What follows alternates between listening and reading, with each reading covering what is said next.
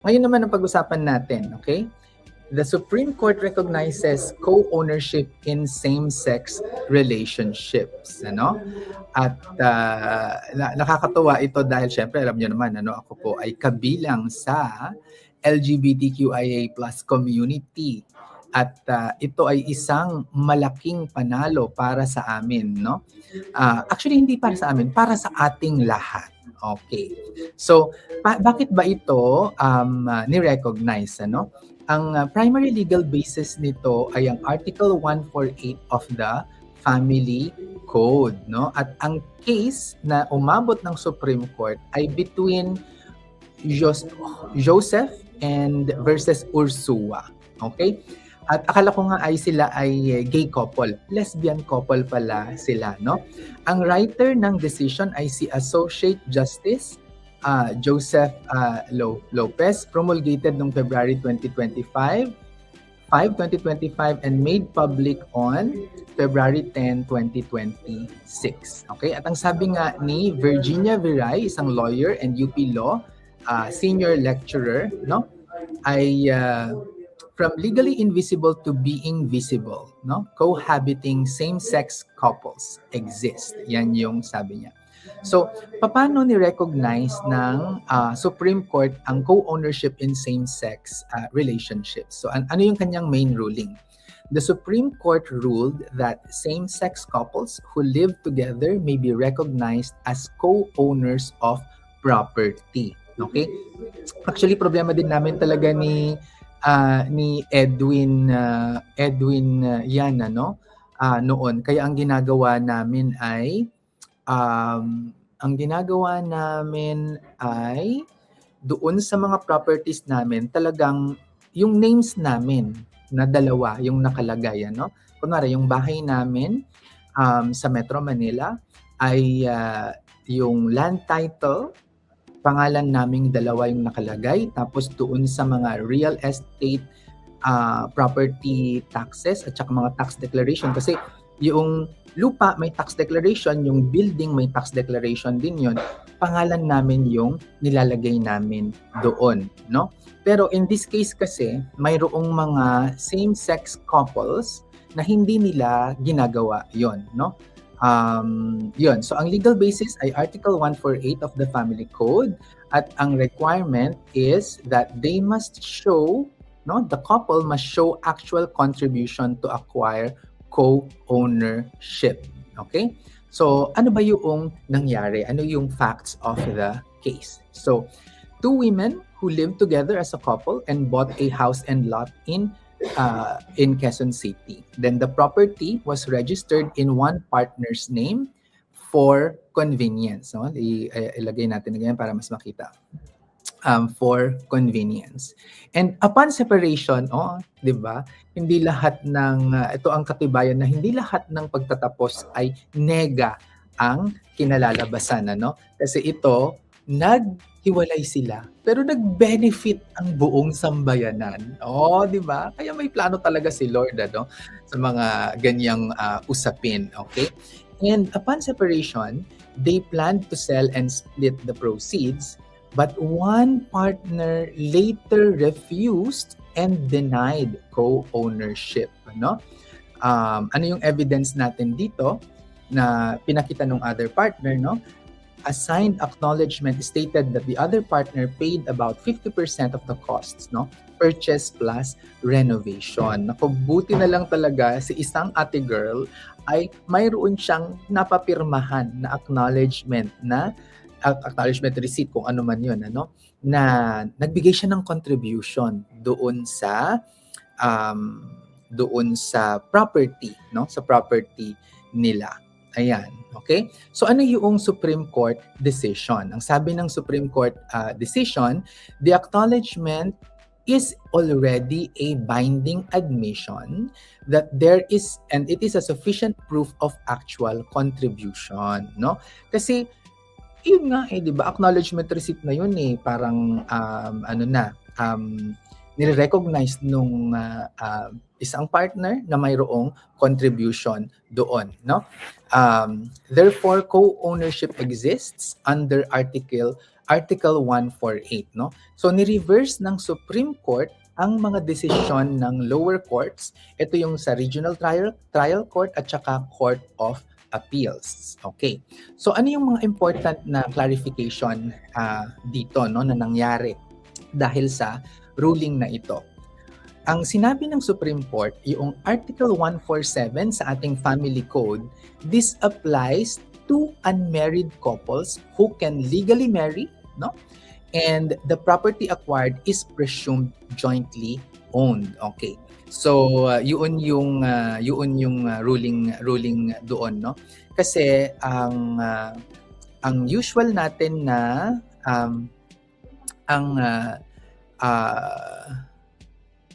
yung sa ano, no, yung ano natin, yung family code natin yan, no? Yung family code natin talaga naman ang nakalagay, ang marriage ay para sa man and woman lamang, ano?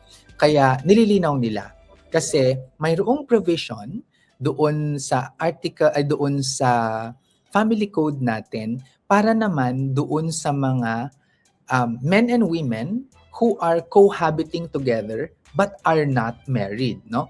Ito yung nasa Article 147, okay? Article 147 na binabanggit, no? It applies to unmarried couples who can legally marry and the property acquired is presumed jointly owned, no? Yung Article 148 naman, ito yung sabi na bago na interpretation, no, and clarification ng Supreme Court. This applies to couples who cannot legally marry, meaning us, no, LGBTQIA+. But they can, but the only property proven to be from actual contribution is shared. Okay? Yung ano, no? Yung sinasabi dito ay yung Article 148, ito yung applied para sa mga hindi po pwedeng ikasal legally pero they're living together, no? Ang kailangan dito ay mayroong proof na may actual contribution doon sa property na inacquire. Okay?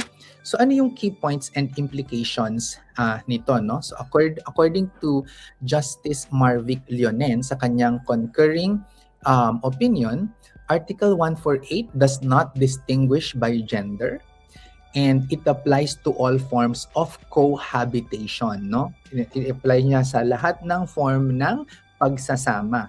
Whether babae sa lalaki, trans sa babae, bakla to bakla, babae to babae, kung ano man ang gusto natin na permutation, intersex to whatever, queer to lesbian, kung ano man, no? It applies to all forms of cohabitation, no? Same-sex relationships are normal and legitimate. Talaga, alam nyo, yung pag nababanggit ito sa batas, lalong-lalo na ngayon, ano, talagang malaki yung epekto sa aming mga LGBT individuals kasi matagal nang hindi kami nare-recognize, invisible kami sa batas, no? Ang sabi ni Justice Marvic Leonen, if excluded, no, the law would make these relationships legally invisible, which is outside of reality, no? Kasi ang alam ko nga from from statistics ay nasa 10% daw ng maraming relationships, ng lahat ng relationships sa Pilipinas ay same sex, no? Sa akin nga ay underestimation pa yun. Siguro yan yung mga out na out. Pero alam natin maraming mga hindi out. Ano? Ang sabi rin ni Justice Amy Lazaro Javier sa kanyang concurring opinion, Article 148 is broad enough to cover same-sex cohabitation and should not be limited to heterosexual relationship because of the prevailing values in modern society. We are more inclusive now and we really are recognizing various permutations of possible cohabitation relationships, no? At ang gusto ko pa dito sa sinabi ni Justice Amy Lazaro Javier, there is a glaring yet unjustified difference in the treatment of homosexual couples vis-a-vis their heterosexual counterparts. Actually, sa totoo lang ang sa nangyayari dito ngayon ay parang ang Supreme Court ay handa na i-recognize at sinasabi niya talaga na dapat may equal rights, no, ng ang between homosexual relationships compared to heterosexual relationships, ano? Kasi hindi nga ito makatarungan, ano? Hindi dapat on the basis of sex ay nagkakaroon ng discrimination. Ayan, no? Okay, so ano yung broader implication nitong Supreme Court ruling na ito, no? Same-sex couples can assert property rights even without marriage. Ayan. So, pwede nang gawin 'yan, and there should be proof of contribution. Ito ay napaka-importante kaya dapat mayroon tayong documentation, payments, actual payments and admissions, no? And then the Supreme Court noted that the Congress and government must address broader rights through legislation. So ayan na, no? Parang nagsasuggest na ang ating Supreme Court na ang ating mga lawmakers ay dapat gumawa na ng batas to address this inequality. Kasi naman, Diyos ko Lord, itong mga sa ibang bansa ay talagang talagang nagbibigay na ng equal rights para sa mga LGBTQIA+. At ito pa nga ay usually nagiging positive sa ekonomiya, no? Kaya maganda ito na talagang ipagpatuloy. Bukod pa sa talagang ito ay may tuturing naman talagang basic human rights, no? Ang aking kaibigan si Vince Liban, ang national convener ng Pride PH, ang sabi niya, it is important to celebrate small wins. Ilakihan lang natin, Sabi niya, it is important to celebrate small wins, yes, but I hope it's clear we will continue to fight for genuine equal rights and dignity. We thank the Supreme Court for moving towards the right direction. Kasi totoo naman yun. Ang sinasabi lang ng ating kaibigang si Vince, kapangalan ko, no? Pero sa babaylan ko yan kakilala at kaibigan, no? Ang sinasabi lang niya ay malayo pa ang ating kailangang gawin para magkaroon talaga ng pantay na karapatan ang mga LGBTQIA+, katulad ng mga straight nating mga citizens, Kasi talagang may pagkiling sa heterosexual relationship or sa mga straight individuals ang ating batas. Okay?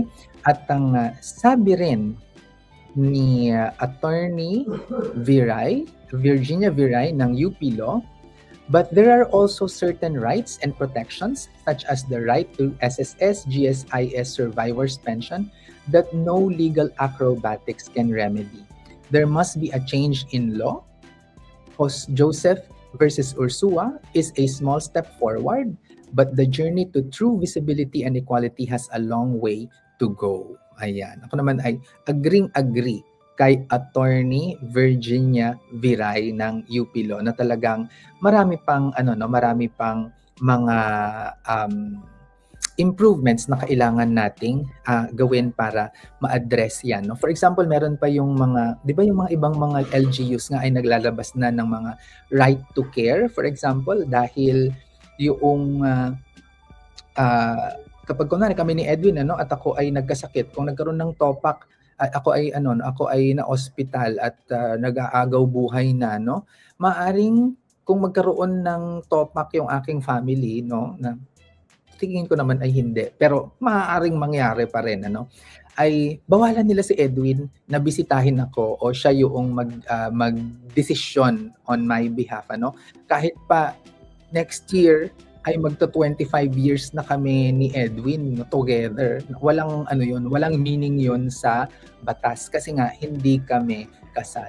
Pero with this landmark legislation with the Supreme Court, we are hoping na hopefully ay talagang ma-push na yung equal rights for us. At hindi naman kami naghahanap ng rights na mas mataas doon sa ibinibigay sa mga kapatid nating mga straight, pantay lamang na pagtrato. Yan yung hinihingi namin. Okay?